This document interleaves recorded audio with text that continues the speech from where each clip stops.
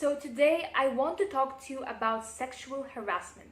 More specifically, I want to talk about the less commonly known types, because for some reason people tend to assume that it can only be considered sexual harassment or abuse if it took an extreme turn. And this video is not dedicated to men only, it's dedicated to women as well, who need to understand the different types of sexual abuse in order for them to understand what is normal and what is not normal.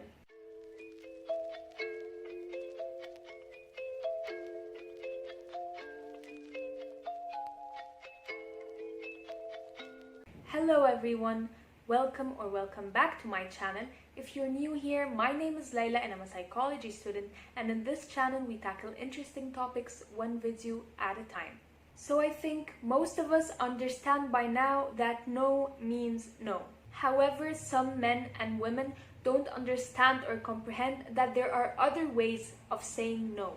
And again, sometimes people tend to think that a person has to be extremely violent to the victim in order for them to be able to take their consent away. But in reality, that is just not the truth. There are many ways that predators can do in order to make the victim give in, even though they don't want to. And one of the first ways of doing this is through pressuring. So if the person has made it clear from the very start that they do not want to partake in certain activities, and you keep trying to pressure them, then you need to know that this is not consensual. This act can also include giving the person drugs or alcohol in order to inhibit them and make them more likely to give in.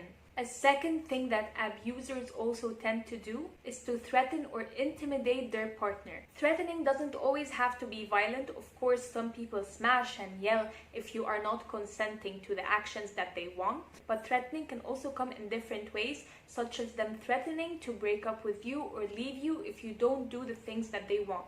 So if a person agrees to do sexual acts in order to try and stop their partner's anger or threats, then this, again, is not giving consent.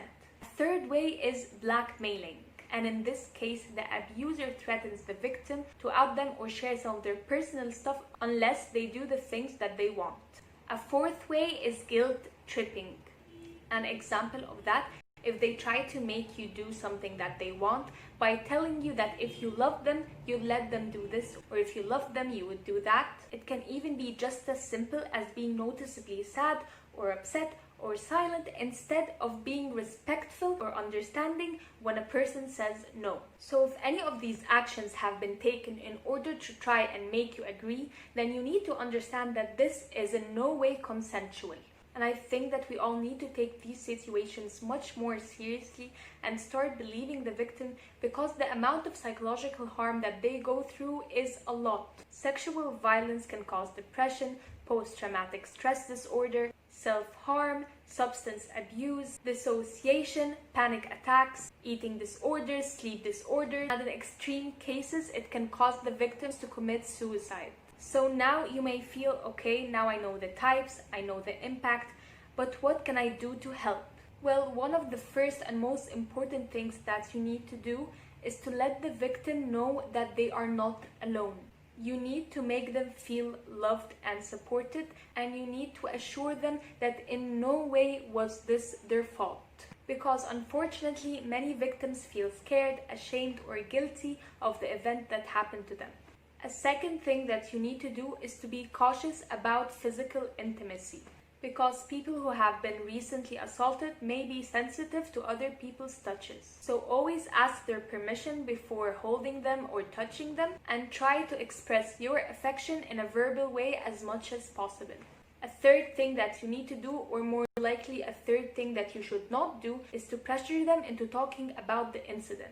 Because many victims find it extremely difficult to open up about the incident. So your only job is to let them take their own pace about opening up, and just assure them that you will always be there whenever they want to talk about it. Another thing that you should do is to encourage them to seek help, but don't force them to do it. Because I know if you see that your loved one had been hurt by somebody else, the first thing that will come to your mind is that we have to take revenge. But if the victim did not want to do that, do not force them to do otherwise. And lastly, the most important thing that you have to do is to remember to take care of yourself.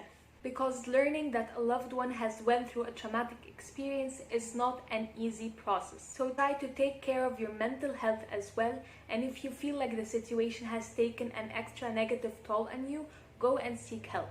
So another problem or question that people tend to ask is, if I know the abuser or harasser, what do I do?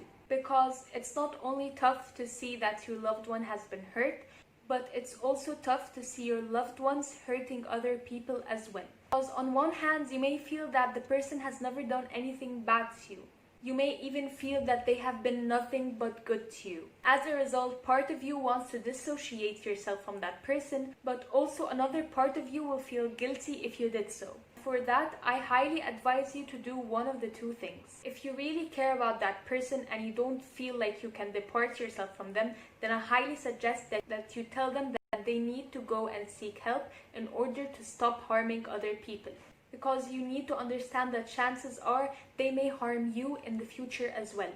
But if no matter what you do, the person is not willing to change and does not truly believe that what they are doing is wrong, then kindly go and dissociate yourself from that person. Because by remaining friends with an abuser, you are unconsciously encouraging or condoning their behavior. Alright you guys, that was it for today's video. I hope that you liked it and that it was beneficial for you. And as always, I will be putting my sources in the description box.